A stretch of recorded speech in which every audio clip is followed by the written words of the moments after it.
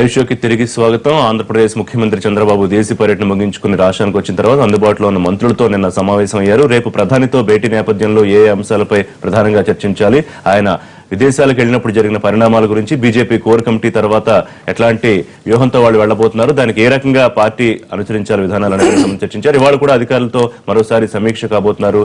రేపు power point presentation ఇవ్వడానికి కూడా సిద్ధమవుతున్నారు. ఒకవేళ ప్రధాని సమయం ఇస్తే రాష్ట్రంలో కరువు పరిస్థితి గురించి, విభజన హామీలు, అలాగే ప్రత్యేక హోదా, ఆర్థికంగా రాష్ట్రానికి రావాల్సిన అంశాల గురించి ఇదొక అంశం అయితే, మరోవైపు ఇవాళ నుంచి వైఎస్ఆర్సీపీ అధినేత ప్రతిపక్ష నాయకుడు జగన్మోహన్ రెడ్డి కర్నూలులో 3 రోజుల నిరాహార దీక్షకు దిగబోతున్నారు. తెలంగాణ రాష్ట్రంలో కట్టబోతున్న ప్రాజెక్టులు అక్రమం, అనుమతులు లేకుండా కడుతున్నారు. దానివల్ల ఏపీలో రైతులు నష్టపోతారు. దీనికి సంబంధించి ఆంధ్రప్రదేశ్ ప్రభుత్వం నిర్లక్ష్యం వహిస్తోంది అనే విషయం మీద దీక్ష చేయబోతున్నారు. ఈ అంశాల మీద ఇవాళ మనం మాట్లాడుకుందాం. మనతో పాటు ఇవాళ గెస్టులు జాయిన్ అవుతున్నారు. చలసాని శ్రీనివాస్ గారు, ప్రత్యేక హోదా సాధన సమితి కన్వీనర్, ప్రాజెక్టులకు సంబంధించి ఆయన అధ్యయనం చేస్తున్నారు. మరోవైపు ఏ విజయ్ కుమార్ గారు, ఆంధ్రప్రదేశ్ తెలుగుదేశం పార్టీ అధికార ప్రతినిధి, గోవింద్ రెడ్డి గారు, డీసీ గోవింద్ రెడ్డి గారు ఎమ్మెల్సీ, వైఎస్ఆర్సీపీ ముఖ్య నేత, మాజీ ఎమ్మెల్యే. లైవ్ షోకి స్వాగతం అండి. ఇక విజయవాడ నుంచి మనకు అందుబాటులోకి వస్తున్నారు వెల్లంపల్లి శ్రీనివాస్ గారు, మాజీ ఎమ్మెల్యే, ఆంధ్రప్రదేశ్ బీజేపీ ముఖ్య నేత. నమస్కారం అండి శ్రీనివాస్ గారు.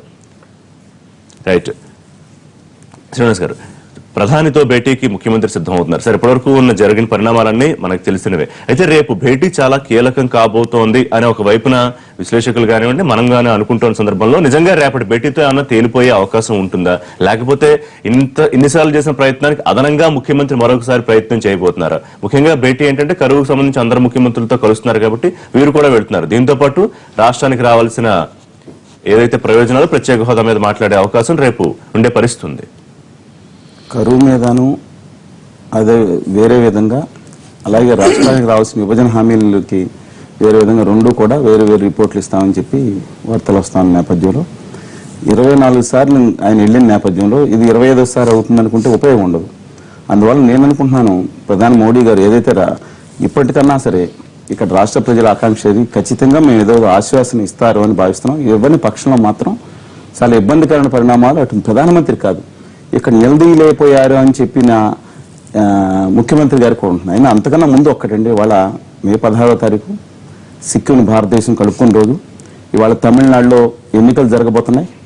దాదాపు తెలుగు వాళ్ళందరికీ కూడా అక్కడ తెలుగు వాళ్ళకి జరుగుతున్న ఇబ్బందుల వల్ల తెలుగు వాళ్ళకి ఓటేయమని చెప్పి ఈ మాధ్యమంగా చూసేది కొన్ని లక్షల మంది అయినా సరే వాళ్ళకి విజ్ఞప్తి చేస్తాను, కొన్ని నీతి విద్యార్థులు ఉన్న వాళ్ళకి. అదొకటి. ఇక రెండో విషయం,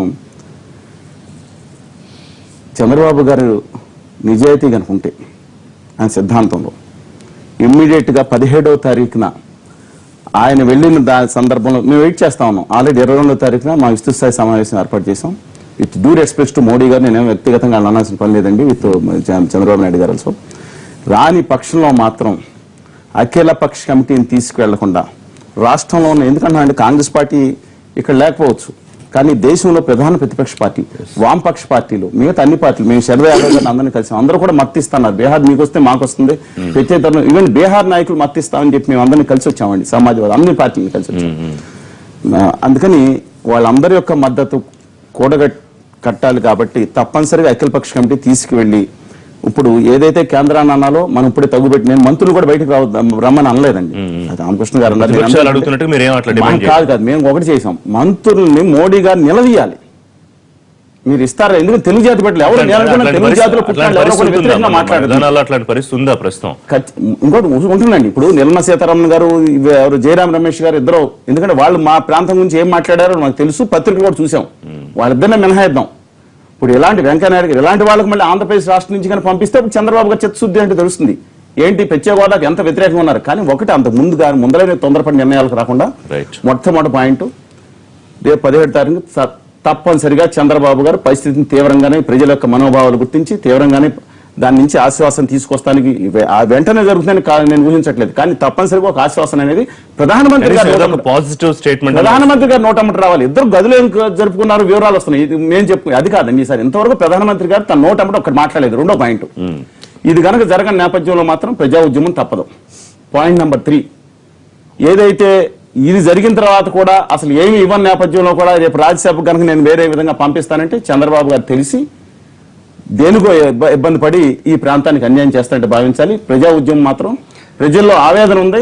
ఈ ఆవేదన తెలుగు జాతి వాళ్ళు ఎవరు వ్యతిరేకించరండి. మిగతా వాళ్ళు ఏదో మిగతా ప్రాంతాల వాళ్ళు పాదపూజ చేసేవాళ్ళు తప్పితే తెలుగు జాతి గుండెల్లో ఉండేవాళ్ళు ఇక్కడ ఇక్కడ బిడ్డలు ఎవరో కూడా నేను అన్న విభజన హామీలను కానీ తక్షణం 2 ఏళ్ళు అయిపోయింది, ఇంకా ఆగరం. రైట్. శ్రీనివాస్ గారు, ప్రధాని భేటీ రేపు కీలకం కాబోతోంది అని ఎదురు చూస్తున్న సందర్భంలో మరి ఈసారైనా ఏమన్నా పాజిటివ్ గా కేంద్రం నుంచి ప్రధాని స్థాయిలో గానీ లేకపోతే వెంకయ్యనాయుడు గారు గానీ ఏమన్నా మాట్లాడే అవకాశం ఉంటుంది ఎక్స్పెక్ట్ చేయొచ్చా? సార్, ఇప్పుడు అందరికీ నమస్కారం సార్.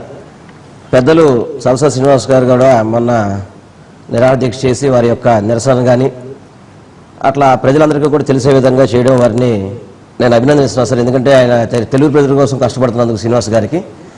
అదేవిధంగా సార్, ఇప్పుడు ఏదైతే రేపు ముఖ్యమంత్రి గారు ఢిల్లీ పర్యటన వెళ్తున్నారో తప్పకుండా వారు ఇప్పుడు ఏదైతే ప్రధానమంత్రి గారు కరువు మీద కావచ్చు ఈ యొక్క రాష్ట్రం మీద కూడా తప్పకుండా వీరు కన్నా సరైన నివేదిక ఇస్తే గనక మోడీ గారు కూడా ప్రాక్టికల్ మ్యాన్ అండి. ముఖ్యంగా మన వెంకయ్యనాయుడు గారు రాష్ట్రంలోనే ఈరోజు తెలుగు ప్రజలకి ఒక గర్వకారమైన వ్యక్తి ఆయన.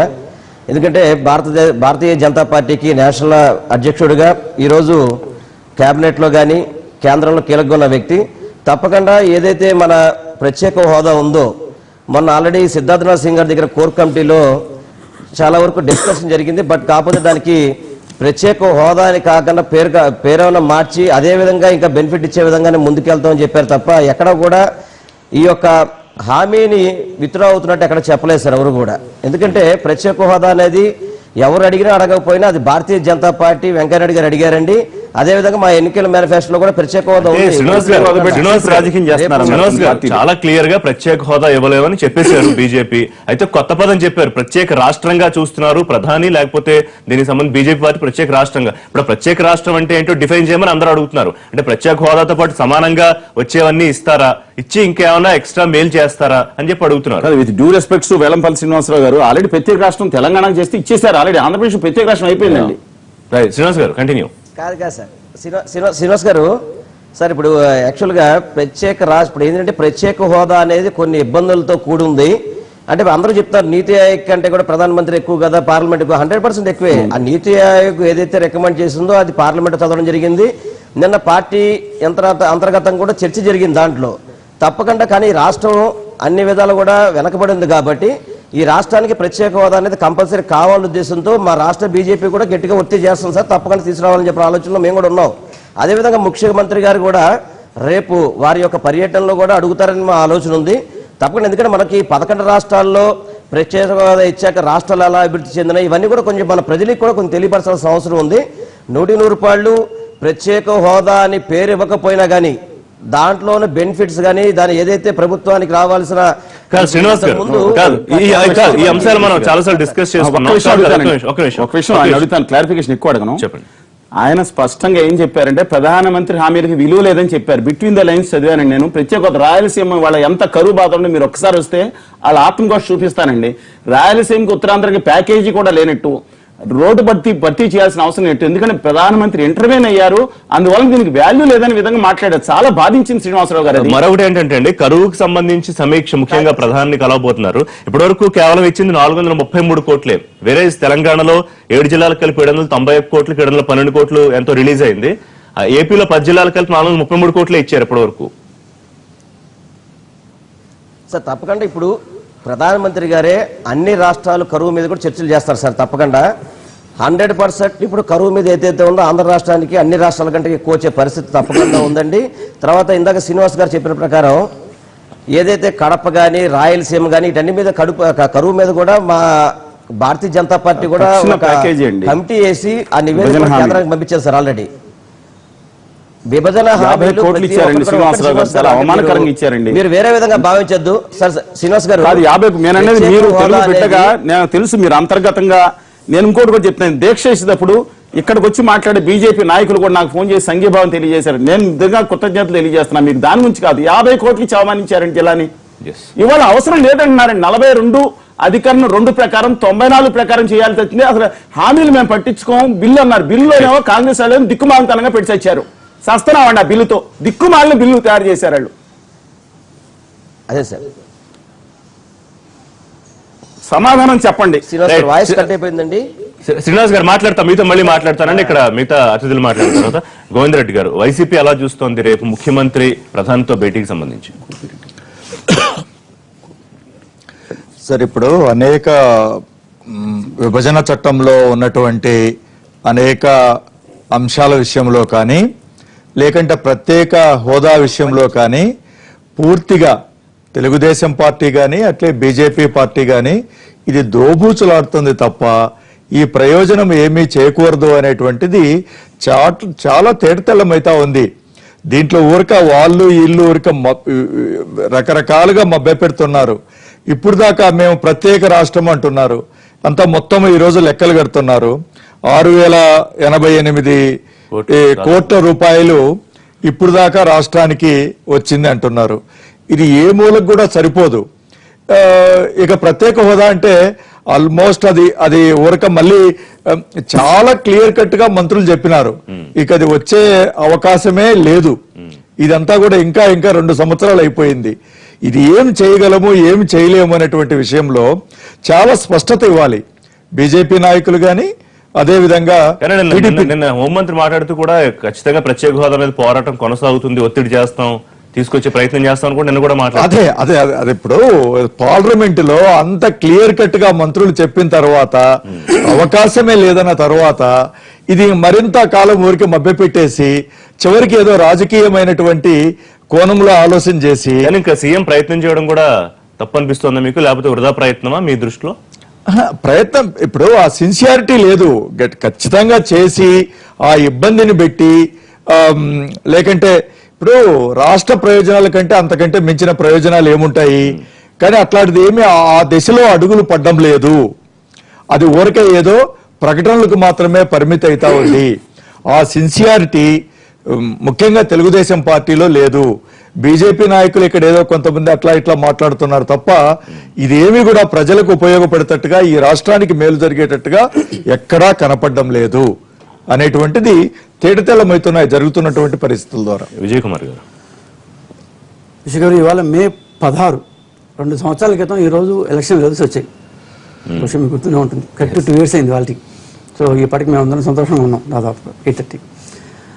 ఇప్పుడు 2 సంవత్సరాల క్రితం ఈ ఆంధ్రదేశ్ ప్రజలు చంద్రబాబు నాయుడు గారు అయితేనే ఈ రాష్ట్రాన్ని బాగు చేయగలరు, ఈ కొత్త రాష్ట్రాన్ని ముందుకు తీసుకుపోగలరు అని మాకు మ్యాండేట్ ఇచ్చారు. ఇతర పార్టీలు కాదని మాకు మ్యాండేట్ ఇచ్చారు.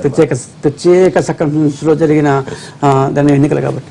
సో దీని పరంగా 2 సంవత్సరాల క్రితం మేము ఒకసారి అవలోకనం చేసుకుంటే మనం ఎంతవరకు ట్రావెల్ చేసామో అని ఈ 2 yearsలో మనం ఆంధ్ర రాష్ట్రం అప్పుడు ఏముంది తెలియదు మనకు. సో అక్కడికి పోయి అదేదో ఆ పాత అది చెప్పాలి హంపి దాని పట్టణాన్ని కొత్తగా హరిహరాయిలు బొక్కరాయిలు కట్టిన టైప్లో అక్కడికి వెళ్ళి 33,000 ఎకరాలు సేకరించి అక్కడ ఒక ఇన్ఫ్రాస్ట్రక్చర్ ఏర్పరిచి ఇంకొక 1 to 1.5 monthలో దాన్ని సచివాలయం రాబోతుంది. కొత్త ప్రాజెక్టులు వచ్చాయి. శ్రీసిటీలో 100 ప్రాజెక్టులు వచ్చాయి, ఐఐటీలు వచ్చాయి, ఐఏఎంలు వచ్చాయి, రకరకాలు వచ్చాయి. సో మనం ఎంత సాధించాము, ఒకవేళ ఎంత లేదు అని వేరే చేసుకుంటే I think we have travelled a lot of distance. So 2 years ఎందుకు ఈ ఇంట్రో ఇస్తున్నా అంటే 2 సంవత్సరాల తర్వాత మేము ఎక్కడికి పోయామో చూసుకుంటే ప్రత్యేక హోదా అనేది రాలేదు. నేను కాదను దాని గురించి మాట్లాడతాను. కాకపోతే మేము 2 సంవత్సరాలు చాలా డిస్టెన్స్ అధిగమించాము. ఖచ్చితంగా మేము ప్రజలకు ఎంతవరకు హామీ ఇచ్చాము, ఎంతవరకు మా మీద వాళ్ళు నమ్మకం పెట్టారో చాలా వరకు ఆ నమ్మకాన్ని మేము సాధించామని దాన్ని భావిస్తున్నాం. రెండోది ఇంక ప్రత్యేక హోదా. ఇందాక సారు 24 సార్లు గెలిచా అన్నారు. ఢిల్లీకి 24 times వెళ్ళారు కానీ 30 సార్లు గెలిచారు. ఇప్పుడు దాన్ని వేరు సందర్భాల్లో మోడీ 30 సార్లు గెలిచారు. సరే, మోడీ గారు ఎందుకు ఇవ్వలేదు, ఎందుకు ఇవ్వాలి, ఎందుకు ఇవ్వలేదు, ఇంకా లేట్ అవుతుంది అన్నది బీజేపీ వాళ్ళు చెప్పాలి. సో మా వరకు మా యొక్క ప్రయత్నంలో లోపం ఎక్కడన్నా ఉందా? మేము నిజాయితీగా నాకు ఇరుపక్కల ఉండేవాళ్ళు చంద్రబాబు నాయుడు గారు నిజాయితీతో ప్రయత్నం చేయట్లేదు అని కామెంట్ ఇచ్చారు. నాకు దీంట్లో నిజాయితీ అంటే ఏందో అర్థం కాదు. ఏ విధంగా మేము కొత్తగా మా యొక్క నిజాయితీని ఇది చేసుకోవాలి? ఇప్పుడు అఖిల పక్షం ఉన్నారు, కాంగ్రెస్కి 47 మంది ఎంపీలు ఇప్పటికి కూడా ఉన్నారు. పార్లమెంట్లో ఒక్కసారిగా వాళ్ళు ప్రస్తావించారు. సోనియా గాంధీ మాట్లాడేది ఈ రాష్ట్రాన్ని విభజించింది ఎవరు? సోనియా గాంధీ. దానికి సహాయపడింది ఎవరు? బీజేపీ వాళ్ళు. చేయాల్సింది ఎవరు? వాళ్ళు పార్లమెంట్లో అసలు మాట్లాడారంట. వాళ్ళిద్దరు మాట్లాడు. సోనియా గాంధీ ఒక్కసారి మాట్లాడారు. రోజు సోనియా గాంధీ ఎన్నిసార్లు జార్ఖండ్ కోసం, అరుణాచల్ ప్రదేశ్ కోసం రోజుల తరబడి చేస్తారు. మా కోసం ఒక్కసారి పార్లమెంట్ బహిష్కరించేది ఎప్పుడేం చేశారా? ఒక్కసారి గొంతేది మాట్లాడారా? 47 మంది పార్లమెంట్ సభ్యులు ఉన్న కాంగ్రెస్ ఏ రోజున మాట్లాడిందా? వీళ్ళు ఇక్కడ కూర్చొని మాట్లాడితే ఏం లాభం అండి? వాళ్ళ వాళ్ళ యొక్క టాప్ హైకమాండ్ వాళ్ళు నోరు దాన్ని మదపరు, ఇక్కడ కూర్చొని మాట్లాడతారు. ఏం లాభం చెప్పండి? ఓకే, ఇంకోటి మా యొక్క నిజాయితీ అన్నారు. ఇప్పుడు మా నిజాయితీ ఏం చేయాలి? మేము కూడా ఇప్పుడు జగన్మోహన్ రెడ్డి గారు చేసినట్టు దాన్ని బంధువుల కింద చేయాలా? చెప్పండి. మాది కొత్త రాష్ట్రం, మేము ఇమేజ్ని ఇప్పుడే ఇచ్చేసుకున్నాము, కొత్త పరిశ్రమలు వస్తున్నాయి. ఇప్పుడు బీజేపీ ఇవ్వలేదు అంటే దానికోసం మేము ఇక్కడ బందీ చేస్తే, ఇప్పుడు జగన్మోహన్ రెడ్డి గారు ఢిల్లీకి పోయి మోడీని అడగకుండా అక్కడ కూర్చొని ఇక్కడ చంద్రబాబు నాయుడు చెప్తారు. అంటే ఆయనకు ఎక్కడ పోయిన చంద్రబాబు నాయుడు భయం కదా ఆయనకి. అదే ఆయనకి ఎప్పుడు కరెక్ట్ కాదండి ఆయన చెప్పడం. ఢిల్లీకి వెళ్ళాము, ఢిల్లీకి వెళ్ళాము, అక్కడ చేసినాము. మీరు ఒకసారి గుర్తుంచుకోండి, ఢిల్లీ జంతర్ మంతర్లో కూర్చొని ఎవరు ఎక్కడ చేయాలి? జంతర్ మంతర్ కాకుండా ఎక్కడ చేయాలో చెప్పండి. మీరు ఎక్కడ చేస్తుంటారు? ఎందుకు చేయకూడదు? అధికారంలో ఉన్న వాళ్ళు కూడా చేయొచ్చు, తప్పేం లేదు. గట్టిగా మాట్లాడితే కొంత దూరంలో ఉన్న పార్లమెంటు, దాని పక్కనే ఉన్న దాని రేస్ కోర్స్ రోడ్ లో ఉన్న దాని కనపడేది. అక్కడ మేము మమ్మల్ని ఇస్తే నమ్మండి. కాంగ్రెస్ కానీ వైసీపీ కానీ రెండు పార్టీలు కూడా ఇక్కడ కూర్చొని ముసుగులు ఆడుతుంటాయి. కానీ నుంచి బీజేపీ నేత శ్రీనివాస్ ఉన్నారు. శ్రీనివాస్ గారు, ఎప్పటి వరకు ఇచ్చిందంతా, మీరు ప్రామిస్ చేసిందంతా యాక్చువల్ గా వచ్చిందంతా, లేకపోతే మీరు చెప్తున్న లెక్కలంతా, దీని మీద కూడా ప్రత్యేక నివేదికలు సిద్ధం చేయిస్తున్నారు చంద్రబాబు నాయుడు. ఇవాళ ఆయన వెళ్ళిన తర్వాత రేపు దీనికి సంబంధించి ఒక క్లారిటీ వచ్చే అవకాశం ఉంది. ఎందుకంటే మీరు చెప్పే ఫిగర్ ని ఇక్కడ తెలుగుదేశం పార్టీ నాయకులే వ్యతిరేకిస్తున్నారు. కేవలం అంతా కలిపి ఇప్పటి వరకు వచ్చింది 6,000 చిల్లర కోట్లు మాత్రమే వచ్చింది.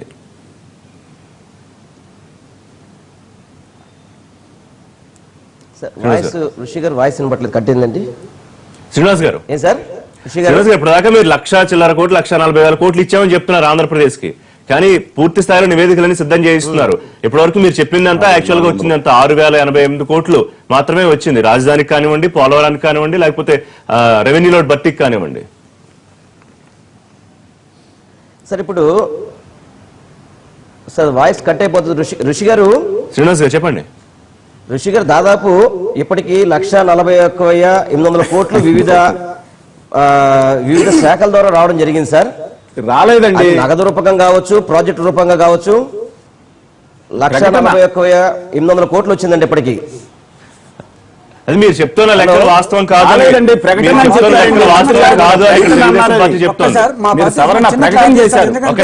శ్రీనివాస్ గారు, ఋషి గారు అంటే మామూలు జనాభాలకి రాంగ్ మెసేజ్ పోకూడదు. ఇప్పుడు 64 ఆయన చెప్పిన 1,43,000 కోట్లు అమిత్ షా చెప్పిన దాంట్లో 64,000 కోట్లు ఓటుకి ఇచ్చారన్నారు సార్. ఒక్క మాట ఏంటంటే 64,000 కోట్లు మాకు అనౌన్స్ చేసిన మాట వాస్తవమే. కానీ మాతో పాటు పక్క తెలంగాణకి 42,000 కోట్లు ఇచ్చారు.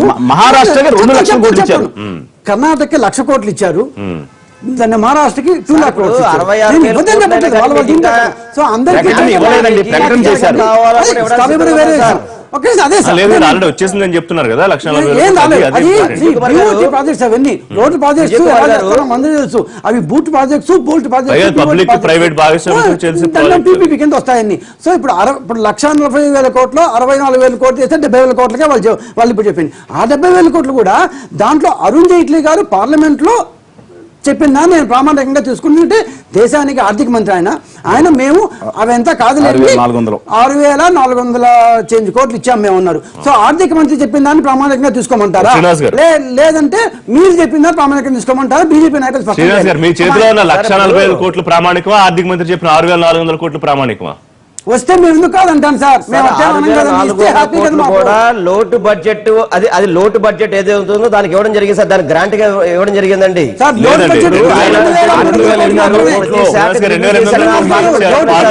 విజయవాడకి గుంటూరుకి 1,000 కోట్ల 560 ప్లస్ కాదంటలేదు సార్. ఇప్పుడు ఐఐటికి దాన్ని ఏమంటారు విజయ్ కుమార్ గారు తప్పుగా పట్టిస్తారు సార్. తెలుగుదేశం పార్టీ నాయకులు కొంతమంది చాలా వరకు చేయలేని పనులను మీరు మీ యొక్క వైఫల్యాన్ని కేంద్ర ప్రభుత్వం మీద నెట్టడానికి మీ తెలుగుదేశం వాళ్ళు నేను మిమ్మల్ని ఏం కాదు మీ యొక్క పెట్టే విధంగా మీరు తప్పుడు సంకేతాలు ప్రజలకు పంపిస్తున్నారు సార్. ఇది తప్పు, ఇది మర్యాద కాదు, పద్ధతి కూడా కాదు సార్. ఇది ఎటువంటి డబ్బులు రాకుండా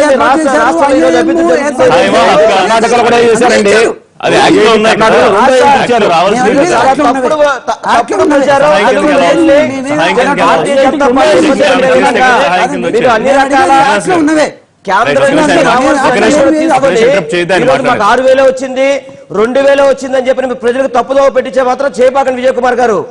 అది తప్పండి. మీరు తెలుగుదేశం పార్టీ వాళ్ళు చాలా తెలుగు ప్రజల్ని మొత్తం ఎంతో చెప్పండి. ప్రోగ్రాం ఉన్నారు మీరందరూ కూడా. పోనీ ఎంత వచ్చింది చెప్పండి సార్. ఇప్పుడు రాష్ట్ర ప్రభుత్వం ఒక ఎంత వచ్చింది చెప్తాం సార్. ఇప్పుడు దాని ప్రకారం ఎంత వచ్చింది 6,000 చెప్తున్నాం మేము. కోట్లు ఇచ్చిందే అది లోటు బడ్జెట్ కింద కేంద్రం మీకు గ్రాంట్ ఇచ్చిందని చెప్పి చెప్పడం జరిగింది అరుణ్ జైట్లీ గారు. మీరు దానికి 6,000 కోట్లు ఇచ్చారు మాకేం ఇవ్వలేదు అని చెప్పి చెప్పడం సమంజసం కాదండి. ఎన్ని పోనీ ఎంత వచ్చింది చెప్పండి సార్. ప్రతిది కూడా శ్రీనివాస్ గారు ఒక్క విజయవాడకి గుంటూరు కలిపి 1000 కోట్లు ఇచ్చామని చెప్తున్నాం మేము. ఓన్లీ విజయవాడకి గుంటూరు కలిపి. అదే సార్ కాగా ఎంత మా వచ్చింది అమ్మవారి చెప్పండి గుడి పోనీ. ఫ్లైఓవర్ కి దాదాపు 500 కోట్ల పైన ఈ రోజు తీసుకురావడం జరిగింది విజయవాడ వెస్ట్ కాన్స్టిట్యున్సీలో. ఒక కాన్స్టిట్యున్సీకి 1000 కోట్లు ఇస్తే మీరు ఆ విధంగా మాట్లాడడం భావ్యం కాదు సార్. అది సార్ ఒక రాష్ట్రానికి ఒక ఫ్లైఓవర్ ఇచ్చామని ఎందుకంటే మీరు మాట్లాడడం పూర్తిగా భావ్యం చెప్పండి రైట్. ఒకసారి. భారతీయ జనతా పార్టీ ఇచ్చిన ఇచ్చేం చెప్పాలి ఆంధ్రప్రదేశ్ తప్ప రాష్ట్రానికి మీరు మేము ఒక ఏమి ఫ్లైఓవర్ ఇవ్వలేదు. ఇచ్చామని నాకు 6,000 కోట్లు శ్రీనివాస్ ఇచ్చారు. గారు, అది శ్రీనివాస్ గారు, అది సమంజసమైన విషయం కాదు ఇది. విభజన ఒక చట్టం నిమిషం. ఒకటి చేసుకున్నాము. రెండు పార్టీలు శ్రీనివాస్ గారు ఒక్క నిమిషం అండి. నాకు కొంచెం ఇబ్బందిగా ఉంది ఏంటంటే బీజేపీ తెలుగుదేశాన్ని, తెలుగుదేశం బీజేపీని, కాంగ్రెస్ వైకాపాని తెలుగుదేశం ఇది అంతే కాదండి. మరి రాజకీయాలు ప్రజల తరపున చేసుకుంటే నేను- రాజకీయ నాకు కొంచెం పార్టీలు. బాధగా ఉందండి, చాలా ఇబ్బందిగా ఉందండి. మీరు అందరూ గౌరవ ప్రజాప్రతినిధులు అందరూ వెళ్ళాం. కాంగ్రెస్ పార్టీకి కూడా ప్రతినిధులు ఉన్నారు, బీజేపీకి ఉన్నారు, తెలుగుదేశం చేయాల్సింది ఇప్పుడు ఎలా వస్తుందో ఆలోచించండి. జరిగింది ఏదో ఇప్పుడు నేను అనుకున్నా 2,800 కోట్లు మాత్రం లోటు భర్తీకి ఇచ్చారండి. యాక్చువల్ గా ఆ 16,300 కోట్లని కాగ్ ఇస్తుంది. తర్వాత వారు ఇప్పుడు చెప్పినట్టు విజయవాడ గుంటూరుకి అర్బన్ డెవలప్మెంట్ నుంచి వెంకయ్యనాయుడు గారి ద్వారా 1000 కోట్లు వచ్చింది. అలాగే మిగతా జీఎస్టీ గానీ మిగతా సంస్థలు కానీ ఏర్పాటుకి ఇచ్చారు. నేను అందే 1,40,000 కోట్లు ప్రకటన కూడా చేశారు. నేను అందే రాష్ట్రానికి హామీల గురించి నేను మాట్లాడుతున్నా. జస్ట్ నేను బీటింగ్ అరౌండ్ ద బుష్ చేయట్లేదండి. రాయలసీమ ఉత్తరాంధ్రకి రావాల్సిన 24,350 కోట్లలో సంవత్సరానికి 50 కోట్లు ఇస్తే వడ్డీగా కూడా సరిపోలేదు. రాష్ట్రం అప్పులు తీసుకొచ్చింది. రెండో పాయింట్, పోలవరానికి ఏంటి స్ట్రైట్ అవే ప్రత్యేక తరగతి హోదా రాయితీలు లేట్ అయితే గనక మనకు చాలా ఇబ్బందులు జరుగుతాయి. 2 ఏళ్ళు అయిపోయింది. జస్ట్ ఇప్పుడు పిల్లోడికి పౌష్టికాహారం కావాలని చిన్నపిల్లోడికి నువ్వు పెరిగిన తర్వాత నడుము వంగిపోయిన తర్వాత నీకేదో పార్క్స్ పెడతానంటే నడవదు కదా. నేను చెప్పిన దాంట్లో తప్పు ఉందా? నాలుగోది, నేను రాజధాని నిర్మాణాల గురించి ఎక్కువ ప్రశ్నించింది. కానీ ఏంటంటే 40,000 కోట్లు రావాల్సారు, డిపిఆర్ ఇవ్వలేదు అన్నారు. నేను అనేది లేదండి. ఒక మాట సార్, చెప్పండి. చాలా తప్పుడు ఎన్ని బయటికి వెళ్తారు సార్. ఎందుకంటే భారతీయ జనతా పార్టీ ఏమి చేయట్లేదు అనేది బాగా ప్రచారం చేసే ప్రయత్నం చేస్తారు సార్. అది పూర్తిగా అవాస్తవాలండి అవన్నీ కూడా. శ్రీనివాస్ గారు, మీరు ఆ విధంగా ఇచ్చారు. మాట్లాడితే రాష్ట్రంలో మీరు తెలుగు ప్రజలుగా మీరున్నారు, తెలుగు ప్రజలు కూడా ఉన్నారు మీరు. అలాగే తెలుగుదేశం పార్టీ మేనిఫెస్టో ఇవన్నీ కూడా ఇంప్లిమెంట్ చేయాల్సిన మాట్లాడడం బాధ్యత. వాళ్ళు రైతు రుణమాఫీ చేయలేదు. మేము చెప్తున్నాం వాళ్ళు రైతు రుణమాఫీ చేయలేదు. రైట్, కానీ శ్రీనివాస్ గారు, సార్, వీళ్ళు 24,000 కోట్లు ఈ దేశంలో ఏ రాష్ట్రం చెప్పండి. ఒక్క నిమిషం అండి.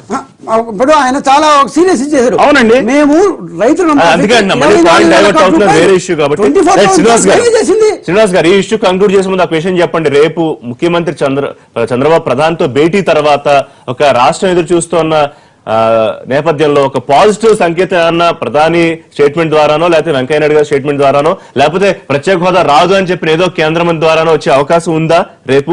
ఏమన్నా ఎక్స్పెక్ట్ చేయొచ్చు, అది చెప్పండి.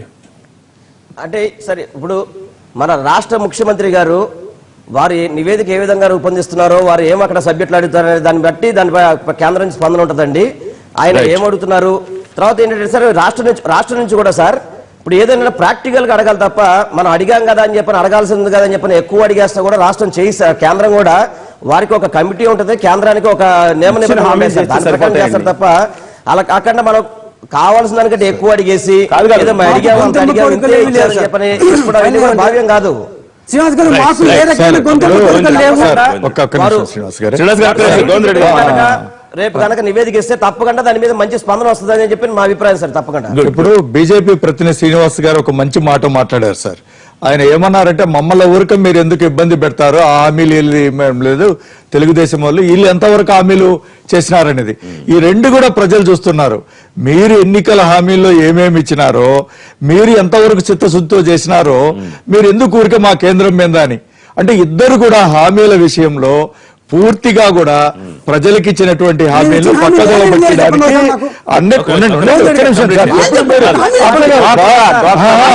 డ్వాక్రా మహిళలకు మీరు ఇచ్చినారా? అంటే ప్రతి ఒక్కరికి ఉద్యోగము, ఇంటింటికి ఉద్యోగం ఇస్తా ఉన్నారు, 2,000 గుర్తిస్తా ఉన్నారు. లేదు అది కాదు అయ్యా, ఎవరు కూడా ఒక్కరు కూడా రైతు మీ రుణాన్ని మీ బంగారుతో సహా తాకటి ఎవరు కట్టొద్దు, మీ రుణమాఫీ మేము 70,000 80,000 కోట్లు ఉంటే ఆ డబ్బంతా ఇస్తాము అని చెప్పినారు. మీరు చేశారా? కాబట్టి మీరు బీజేపీ వాళ్ళ అన్నంలో సబబు ఉంది. మన మొత్తం ఎంత కాబట్టి వీళ్ళకి there is no morality actually to question the BJP. పరిపాలించిన లేకపోతే ఇప్పుడు పరిపాలిస్తున్న దేశం రాష్ట్రంలో ఒక్క రాష్ట్రంలో అయినా 24,000 కోట్ల రూపాయలు రుణమాఫీ ఏ రాష్ట్రం సరే భారతదేశంలో 29 అది కాదండి ప్రామిస్ ఏం చేశారు ఏమి ఇచ్చినామనేది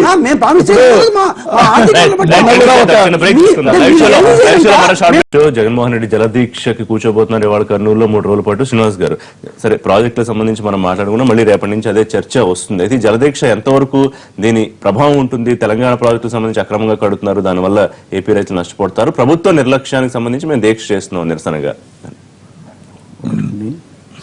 గత ప్రభుత్వాలు చాలా కాలం నుంచి నిర్లక్ష్యపూరిత వైఖరి చేయటం వల్ల గత 20 సంవత్సరాల నుంచి పైన ప్రాజెక్టులు పెట్టుకున్నారు. తేటతెల్లం ఏదట తెలంగాణ ముఖ్యమంత్రి చెప్పారు, ఆంధ్ర ముఖ్యమంత్రి చెప్పారు.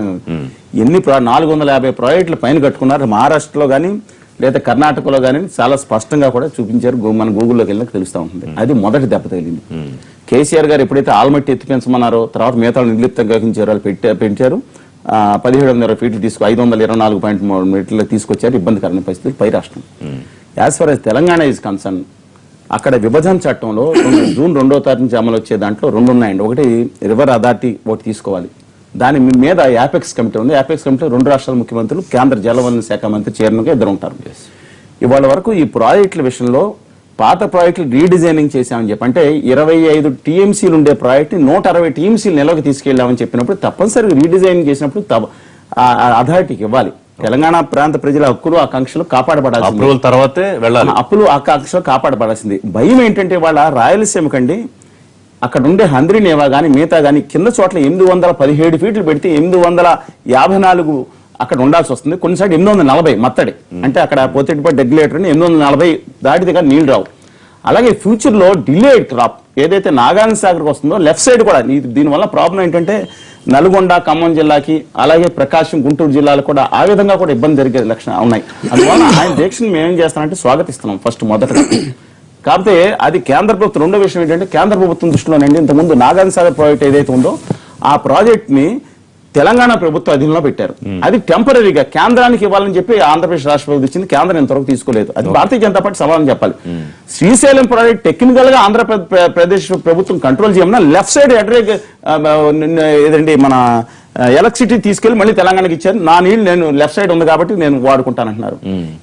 దీన్ని ఇంతవరకు దీనివల్ల ఇరు రాష్ట్రాల పోలీసులు అక్కడ నాగార్జున సాగర్ కలపడే పరిస్థితి నేను అసలు కళ్ళలో ఊహించలేదు. తెలుగు ఇవ్వాలన్నా ఒక పని చేయాలి. ఫస్ట్ కేంద్ర ప్రభుత్వం తక్షణమే తీసుకోవాలి. తక్షణ చర్యలు తీసుకోవాల్సిందే. ఏది ఒకటి తెలంగాణ ప్రభుత్వాన్ని స్కీమ్ లైన్ చేయమని మేము వ్యతిరేకించట్లా. కిందకి ఇబ్బందులు అవుతాయి, రాయలసీమకి కోస్తా ప్రాంతానికి ఇబ్బంది అవుతుంది అని చెప్పి. రెండో పాయింట్ ఏంటంటే ఇతర పై రాష్ట్రాల మీద మా తెలుగు వాళ్ళ మధ్యన గొడవ పెడతాం పక్కన పెట్టి, పై రాష్ట్రాలైన 450 ప్రాజెక్టులు ఏదైతే కట్టారో దాన్ని కట్టడి చేసి యత్నం చేసి ఇక్కడ నీళ్లు వచ్చే ప్రయత్నం చేస్తే తప్ప చాలా ఫ్యూచర్ లో ఇబ్బంది. వాళ్ళు 67 టీఎంసీలు వచ్చినాయండి. 1000 టీఎంసీలు 2000 3000 టీఎంసీలు వచ్చాయి. కృష్ణా జిల్లాకు 67 టీఎంసీలు వచ్చినంటే ఇంతకన్నా తక్కువ 40-50 సంవత్సరాలు రాలేదని పరిస్థితి ఉందంటే ఎంత బాధ. రేపు పొద్దున తెలుస్తుంది. ఇక్కడ నీళ్లు వర్షాలు రాకపోతే ముందుందండి భయంకరమైన కరువు. అవును, ఇప్పుడంతా కరువు కోసమే విపరీతమైన దారుణ పరిస్థితుల్లో ఉన్నారు. రేపు పొద్దున్న మరి 150 టీఎంసీలు కావాలి రాయలసీమ కానీ. ఆల్రెడీ కంటెంప్లేటెడ్ ప్రాజెక్ట్స్ కానీ వాటికి కానీ కావాల్సిన అవసరం కూడా ఉందండి. విజయ్ కుమార్ గారు, ప్రభుత్వం సాగు రంగం మీద చేస్తున్న నిర్లక్ష్యానికి లేకపోతే ఎగువనున్న రాష్ట్రం కట్టేస్తూ ఉన్నా మాట్లాడకుండా ప్రశ్నించకపోవడం రైతుల బతుకులు బుగ్గిపాలవుతాయి. సరే మేమన్నా ఒక ముందుకు వెళ్ళి ఒక ప్రయత్నం చేస్తున్నాం, వాళ్ళు దీక్ష కూర్చోబోతున్నారు జగన్మోహన్ రెడ్డి గారు. ఇప్పుడు ఈ తెలంగాణ ప్రాజెక్టుల గురించి ఇరిగేషన్ శాఖ మంత్రి ఉమా మాట్లాడిన సార్లు నాకు తెలిసి ఎవరు మాట్లాడలేదు. ఆయన ఇప్పుడు ఎన్నిసార్లు ఢిల్లీ పోయి ఆయన ప్రతి ప్రాజెక్ట్ దగ్గరికి పోతున్నారు, ప్రతి ప్రాజెక్ట్ చూస్తున్నారు, ప్రతి ప్రాజెక్ట్ గురించి మాట్లాడుతున్నారు. ప్రతి దానికి అంటే ఇప్పుడు కృష్ణా వాటర్ బోర్డు ఉంది, గోదావరి వాటర్ బోర్డు ఉంది, ఆయన చెప్పేట్టు అపెక్స్ కమిటీ ఉంది, దాని సెంట్రల్ వాటర్ కమిషన్ ఉంది. వీటిని పట్టించుకోకుండా ఆయన అన్నట్టు 25 టీఎంసీల నుంచి 150-170 టీఎంసీల వరకు రకరకాల డిజైన్లు 3-4 కన్సల్టెన్సీలు మార్చుకుంటూ ఏదో చేసుకుంటున్నారు. దీనికి ఏదేనికి ఇప్పుడు 2 రాష్ట్రాలు విభజించబడిన తర్వాత 2 బోర్డులు ఏర్పాటు చేసిన తర్వాత కనీసం బోర్డు కన్నా ఇంటిమేషన్ ఇవ్వాలి కదా, బోర్డు యాక్సెప్టెన్స్ కావాలి కదా.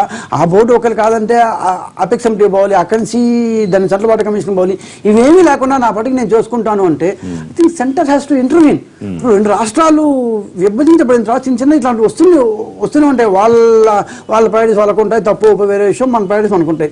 సో సెంటర్ అనేది ఒక ఫెడరల్ స్ట్రక్చర్లో ఒక దీంట్లో 2 రాష్ట్రాలు ఉన్నప్పుడు సెంటర్ అనేది ఒక అప్పుడెప్పుడు ఎన్టీఆర్ చెప్పి పెద్దన పాత్ర అని ఆయన విమర్శించారు. కరెక్ట్, కనీసం ఆ పెద్దన పాత్ర పోషించాలి కదా. ప్రాజెక్టులు అట్లా పెట్టండి, సాగు రంగంపై ఏపీ ప్రభుత్వం నిర్లక్ష్యం వహిస్తుందని ప్రధానంగా వైసీపీ చెప్తోంది. సరే, ఇంకా మన జగన్మోహన్ రెడ్డి గారి విషయానికి వస్తే ఏ విధమైన నిర్లక్ష్యం ఎవరైందని చెప్పండి. వాళ్ళు డిజైన్ దగ్గర నుంచి వాళ్ళు దాని తెలంగాణ ప్రభుత్వం డిజైన్ స్టార్ట్ చేసినప్పటి నుంచి మేము అంటే ఇప్పుడు నిర్లక్ష్యం లేదు అని మేము మమ్మల్ని నిరూపించుకోవాలి. ఏం చేయాలి? 4 ధర్నాలు లేకపోతే బంధువులు చేస్తేనే మేము దాని మీద స్పందించినట్టు వీళ్ళందరికంటే ముందు ఆయన ఇప్పుడు దీక్ష కూర్చున్నారు. వీళ్ళందరికంటే ముందు దాన్ని కృష్ణా వాటర్ బోర్డుకి రాసింది ఎవరు? దాని కృష్ణా వాటర్ బోర్డు దగ్గర మాట్లాడింది ఎవరు? ఉమాభారతి దగ్గర పోయి మా సాగునీటి శాఖ మంత్రి దాన్ని మాట్లాడి ఏం చేయాలి? ఇప్పుడు దీని గురించి చంద్రబాబు చెప్పాం, మేము ఐక్యరాజ్య సమితికి పోతే బహుశా మాకు నిజాయితీ ఉంది అనుకుంటే ఇంకేం చేయలేము. కృష్ణా వాటర్ బోర్డుకు రాసాము, దాని గోదావరి వాటర్ బోర్డుకు రాసాము, సెంట్రల్ వాటర్ కమిషన్కి రాసాము, ఉమాభారతి స్వయంగా వెళ్ళాము. ఆల్రెడీ ఆర్డర్ ఇచ్చిందండి, బోర్డు ఇచ్చిన దీంట్లో నిర్లక్ష్యం అంటే ఏంది అసలు? గోవిందరెడ్డి గారు, దీక్షకు సంబంధించి ఎటువంటి ప్రయోజనం ఉంటుందని ఆశిస్తున్నారు? మరోవైపు ఒక విమర్శ కూడా వస్తోంది, కర్నూలులో పెట్టడానికి సంబంధించి పార్టీని బలోపేతం చేసే ఆలోచన కూడా బలోపేతం చేసుకునే ఆలోచన కూడా ఉందా అని కొన్ని పత్రికల్లో ఆ రకమైన. సరే, ఇక్కడ రాజకీయం ఏం లేదు, ఇది చాలా సీరియస్ ఇష్యూ. ఎంత సీరియస్ ఇష్యూ అంటే ప్రత్యేక హోదా ఎంత సీరియస్ ఇష్యూ. ఈ ఆంధ్ర రాష్ట్రం ఎందుకంటే దిగువన ఉన్నటువంటి చివరి రాష్ట్రం, అనేక ప్రాజెక్టులు పైన కట్టుతూ ఉండడం వల్ల ముఖ్యంగా కృష్ణానదిలో ఎలాంటి పరిస్థితి వచ్చిందో శ్రీనివాసరావు గారు చెప్పారు. 66-67 టీఎంసీలు నీళ్లు వస్తే త్రాగడానికి కూడా నీళ్లు లేనటువంటి పరిస్థితి. విభజన చట్టంలో అనేక విషయాలు పొందుపరిచారు, అపెక్స్ బాడీ అన్నారు, తర్వాత కేంద్ర జలవనరుల సంఘం ఇవన్నీ ఉన్నాయి. దీని విషయంలో ఎంతో సిన్సియర్గా కేంద్రంలో ఉన్నటువంటి బీజేపీ ప్రభుత్వము స్పందించాల్సినటువంటి అవసరం ఉంది. దానికోసం రాష్ట్ర ప్రభుత్వం అయితే న్యాయ పోరాటం చేస్తామని కూడా ప్రభుత్వం చెప్తున్నప్పుడు నిర్లక్ష్యం వహిస్తోందని అనడంలో సమంజసమా? ఇప్పుడు ఈ విషయాలంతా కూడా ఇది పొలిటికల్ మ్యాటర్స్ కూడా సార్. ఇప్పుడు మీరు కేంద్రంలో ఉన్నారు, కేంద్ర ప్రభుత్వంతో అలాంటి రిలేషన్ మెయింటైన్ చేస్తున్నారు, అందరు కలిసి చేస్తున్నారు. మీరు ఈ విషయంలో చాలా గట్టిగా, ఎందుకంటే ఇంతకంటే ఇంక ఇష్యూ ఏముంది? వారు అన్నట్టుగా రాయలసీమకు ఒక్క చుక్క నీళ్ళు వచ్చేటువంటి పరిస్థితి లేదు. ఒక్క టీఎంసీకి అడిగారండి, మీరు నమ్మలేరు. తెలంగాణ సీరియస్ ఇష్యూ అంటే అడిగారండి. ఈ పరిస్థితి వచ్చిందంటే ఎంత తీవ్రమైన పరిస్థితి, మేము ఏం చేయాలి అని చెప్పి ఆ డిఫెన్స్